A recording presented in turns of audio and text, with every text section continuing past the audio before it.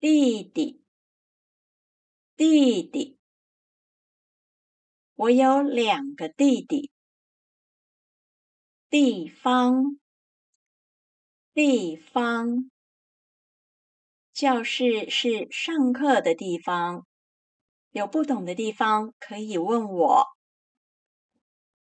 点，点，你明天几点到学校？我们点3个菜，1个汤。店，店，我常常在咖啡店里看书、喝咖啡。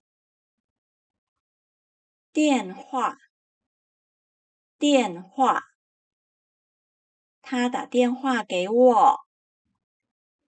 电脑，电脑，他在房间打电脑。